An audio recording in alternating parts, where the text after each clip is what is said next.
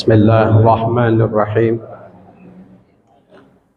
Assalamualaikum warahmatullahi wabarakatuh. Waalaikumsalam warahmatullahi wabarakatuh. Alhamdulillahi rabbil alamin. Wassalatu wassalamu ala rasulillahi ajma'in. Qala Allah Ta'ala fi kitabihil karim. A'udzu billahi minasy syaithanir rajim. Bismillahirrahmanirrahim. Ya ayyuhalladzina amanu kutiba alaikumus syiyam kama kutiba alal ladzina min qablikum la'allakum tattaqun. Wa qala Rasulullah sallallahu alaihi wasallam, ittaqillah haitsuma kunta wa atbi'is sayyi'atal hasanata tamhuha wa khaliqin nasi bi khuluqin hasan. Bapak-bapak, ibu-ibu, jamaah salat tarawih yang dirahmati Allah Subhanahu wa ta'ala. Bapak Ibu masih semangat? Ya.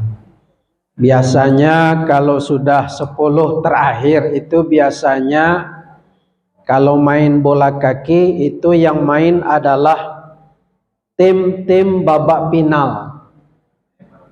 Ya. Jadi yang main tuh hanya tim-tim atau kesebelasan yang tangguh.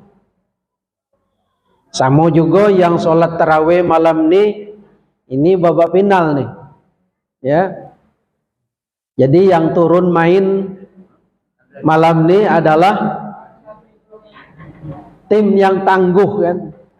Nah, mudah-mudahan sampailah kita pada malam takbiran nanti, amin ya rabbal alamin. Bapak Ibu hadirin yang dirahmati Allah, dalam kehidupan kita pastilah kita ingin selamat dunia dan akhirat. Nah, ada beberapa hal yang membuat orang itu bisa jadi celaka.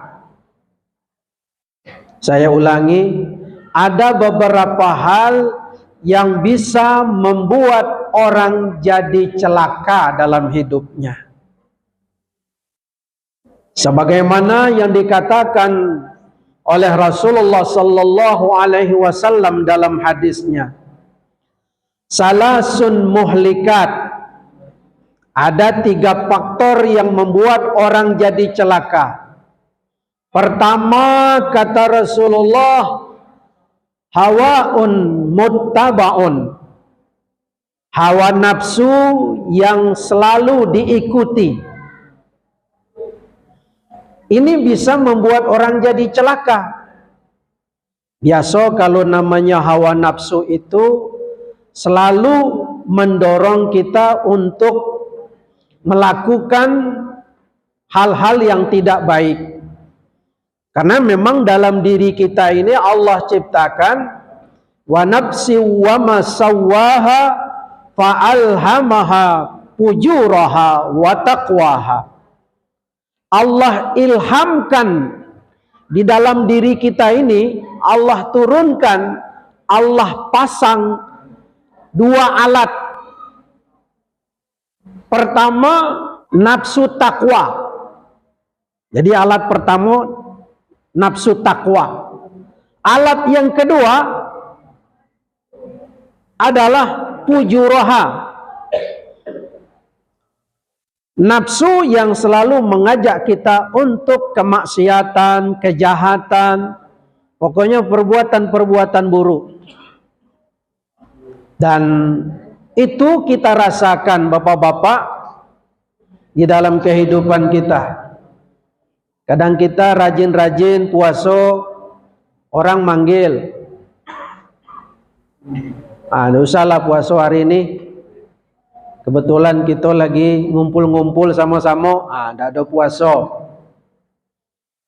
Jadi nafsu yang mengajak kita untuk berbuat kejahatan. Ini dorongan nafsu. Nah, kalau nafsu diperturutkan Bapak Ibu, ini akan membawa celaka. Tidak sedikit orang yang tadinya baik, rajin ibadah, rajin sholat, tapi terdorong, diseret oleh hawa nafsu yang diperturutkan. Apalagi nak dekat lebaran Bu ya. Bu, Pak,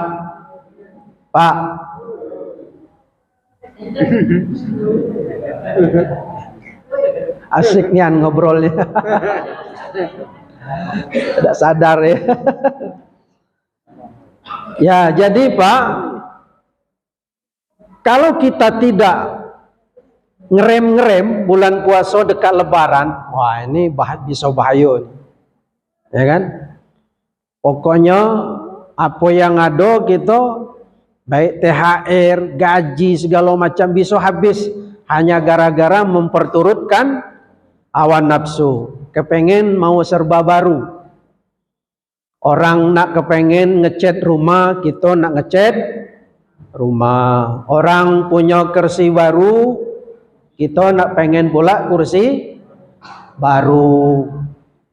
Orang punya HP baru, kita kepengen HP baru pula lebaran. Sehingga lebaran ini semua serba baru. Sehingga nanti orang datang ke rumah, kita merasa bangga kan. Assalamualaikum kata tamu, lebaran datang ke rumah. Waalaikumsalam, masuklah Bu.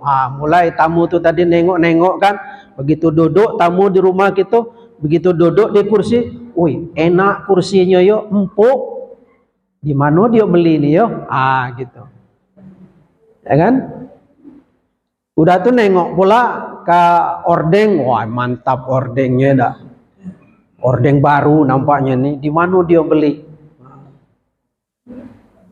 Mantap orang nih, semua serba baru. Nengok pula ke dek atas, bagusnya deknya. Gitu. Sehingga habis lebaran, utang numpuk, tagihan datang. Ya kan? Iya. Baju 2 kali bayar, 3 kali bayar. Sudah lebaran. Memperturutkan hawa nafsu. Nah, Bapak-bapak, lebaran tidak identik dengan hal yang baru. Bisa juga kita menggunakan pakaian yang lama tapi layak tampil. Itulah lebaran. Jangan memperturutkan hawa nafsu. Ya, kalau memang ada yang baru, monggo silakan. Ya, karena memang makna filosofi berbaju baru itu Bu, maknanya supaya kita meninggalkan perangai-perangai yang lama. Jadi baju lama ini tadi sudah kotor, kita ganti dengan baju baru. Perangai lama ini perangai yang kotor, yang tidak baik, kita ganti dengan perangai yang baru. Itu maknanya kita pakaian baju baru. Maka itu jangan memperturutkan hawa nafsu. Afara'aita man ittakhadha ilahahu hawa, kata Allah Subhanahu wa taala. Apakah kamu pernah melihat orang yang mempertuhankan hawa nafsunya, menjadikan hawa nafsunya sebagai Tuhan? Artinya dia menjadi budak hawa nafsu. Maka itu bulan puasa adalah bulan pengendalian diri agar kita bisa mengendalikan hawa nafsu kita. Itu yang pertama. Lalu yang kedua, faktor yang membuat orang bisa celaka adalah wasukhun muta'un. Apa itu? Kekikiran yang diperturutkan. Kikir loke bin pelit. Bu. Siapa yang pelit di sini? Tunjuk tangan. Nggak ada. Bapak mungkin ada Pak? Tidak ada ya lah. Tidak ada orang yang mengaku Loke bin Pelit. Jadi ada cerita, Pak. Cerita adalah orang minta sedekah. Rumah orang tuh bertingkat, orang kaya lah. Kebetulan orang tuh lagi nyantai-nyantai di luar tuh, di kursinya. Apa kata ibu-ibu pengemis? Pak, minta sedekah. Tidak ada duit, kata dia. Tidak ada duit. Pak, kalau tidak ada duit, minta beras bela Pak. Tidak ada beras. Kalau tidak ada beras Pak, mintalah saya minum. Saya kalau jauh perjalanan, mintalah minum Pak. Tidak ada minum. Segala tidak ada. Minta duit, tidak ada duit. Minta beras, tidak ada beras. Minta minum, tidak ada minum. Akhirnya terakhir dia bercakap, Pak, ikut saya yuk. Kemana?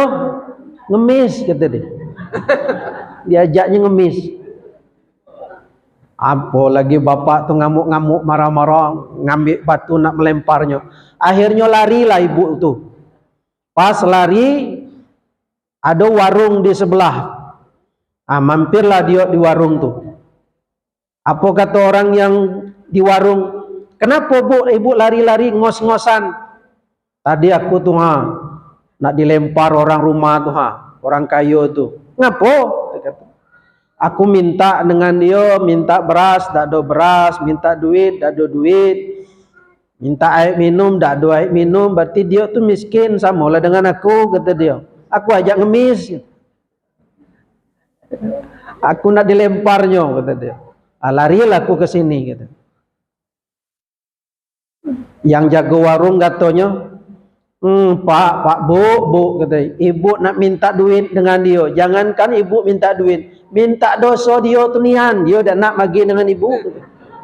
Bayangkan tu, saking pelitnya orang kaya tadi. Minta dosanya nian dan naknya bagi. Apa lagi nak minta duit? Tu ada orang pelit. Nah, dalam sehari-hari ada juga orang sembahyang Jumat, orang pelit. Pas kotak wakaf lewat, bagi 2.000. Duit yang besar banyak. G 2.000. Pada satu hari lewat kotak wakaf tadi, magilah 2.000. Rupanya ngeluk kantong ke tadi, duit yang 100.000 jatuh. Dipegang buat kawan belakang. Pak, duit 100.000. Dimasukkannya duit itu dalam kotak wakaf tadi. Tak bertanya lagi. Sudah tu baru disebut buat bapak belakang. Pak, duit bapak 100 tadi, duit bapak jatuh dari kantong. Aduh, kata dia. Berarti 102.000 sudah aku masukkan. Awak nak masukkan 2.000, tak masuk pula 100. Aduh, kata dia. Tuh, sekali-kali dikerjoi Tuhan, kan itu. Orang pelit bin Loke. Gitu. Nah, makanya bu hati-hati. Kalau nak masukkan, tengok nian kan. Masukkan 100, baru nyesal. Aduh, katanya. Jadi Bapak Ibu hadirin sekalian, ini yang kedua. Yang ketiga, yang terakhir, bisa membuat kita ini celaka, Ibu. Ya. Wa i'jabul mar'i binafsih. Kagum dengan diri sendiri. Ini bisa jadi celaka. Kagum dengan diri sendiri itu artinya apa? Ujub, takabur ujung-ujungnya. Itu.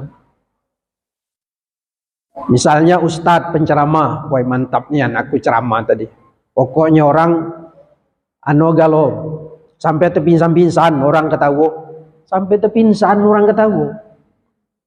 Kagum dengan diri sendiri tadi. Akhirnya apa? Akhirnya orang bertanya, siapa yang ceramah tadi? Siapa lagi kalau bukan ustadz itu? Kok ustadznya? Mulai kan? Itu membuat dia celaka sendiri. Atau juga yang lain-lainnya bisa membuat orang ujub dan takabur. Padahal takabur itu hanya milik Allah. Tidak boleh dipakai oleh manusia, hanya Allah yang boleh sombong. Maka itu kita ujub, ya kan, menyombongkan diri. Kita tidak boleh. Hanya Allah yang boleh takabur. Dan ini bisa membuat kita sendiri yang celaka. Jadi dengan kesimpulan, yang bisa membuat kita celaka, pertama memperturutkan hawa nafsu, yang kedua terlalu pelit bin loke, dan ketiga kagum terhadap diri sendiri. Ini jangan sampai kita jadikan sebagai sifat dan kepribadian kita. Apabila tiga ini kita hindari, insya Allah kita akan selamat, kita akan menjadi berperilaku baik sesuai dengan hasil tempahan Ramadan yang kita jalani berhari-hari, bermalam-malam ini, menjadi orang yang berperilaku baik. Amin ya rabbal alamin. Wallahu muwaffiq ila aqwamit thoriq. Assalamualaikum warahmatullahi wabarakatuh.